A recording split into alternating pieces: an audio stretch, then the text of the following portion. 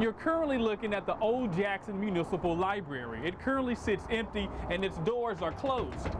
But outside of the very building that would not allow 9 Tougaloo College students inside due to the color of their skin sits a Mississippi Freedom Trail marker honoring them for their courageous efforts nearly 60 years ago. 60 years ago, Black people did not have the opportunity to read a dynamic book in the Jackson Municipal Library. Geraldine Hollis says this was the harsh reality that many African Americans faced in Mississippi during the Jim Crow era, a reality that she and 8 other students from Tougaloo College wanted to change. The goal was to make a difference. To make a difference in our society. That was the goal. The Tougaloo Nine were young scholars and members of the NAACP Youth Council. Their mentor was slain civil rights leader Medgar Evers. They say he crafted a plan to stage a read-in at the Jackson Municipal Library. Now, the protest was designed to be peaceful, so Evers trained them on resistance techniques and not to react to any potential threat of violence. To be able to take the threats and the taunts that we were expected to have, that we had to prepare ourselves mentally, physically, and even emotionally. Hollis says this was the plan. First, the students would go to the library for African Americans and request specific books that they knew the library didn't carry. Once they were told the books weren't there, they'd head over to the Jackson Municipal Library, which was for white people only, request those same books, then sit down and begin reading. This is video from that 1961 read-in. You can see the students walk in, one by one, pick out the books, and begin executing their plan. When we walked up to the counter,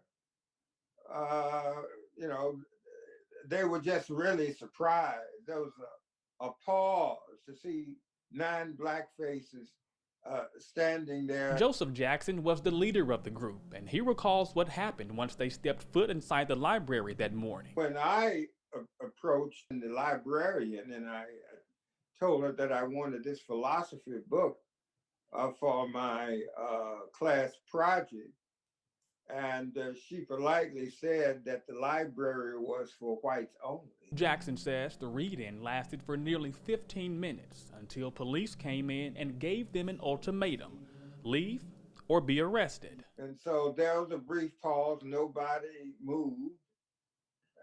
And then he said, okay, you're under arrest for disturbing the peace. Police escorted each one of them out of the building and down to the jailhouse, where they spent more than 36 hours behind bars. They weren't beaten physically for what they've done, but Hollis says they were mentally harassed and emotionally abused by police while at the jail. They tried to get us to say things, intimidated us, that would threaten letting us know that our families would not be safe, having us to make such a thing as going into the library. The March 27th arrest sparked a number of protests, but none bigger than the one that occurred the day they were heading inside the courthouse for their trial on March 29th. And they had dogs. Medgar got hit over the head by the butt of a pistol of one of the policemen. As that fight was happening outside the courthouse, inside, the students were fighting for their freedom. The undergrads ended up being charged and convicted of breach of the peace because of the read-in. Each of the 9 members was fined $100 and given a 30-day sentence. However, the judge offered to suspend their sentences if they did not participate in any more demonstrations. As a result, the students returned to campus to finish out the semester.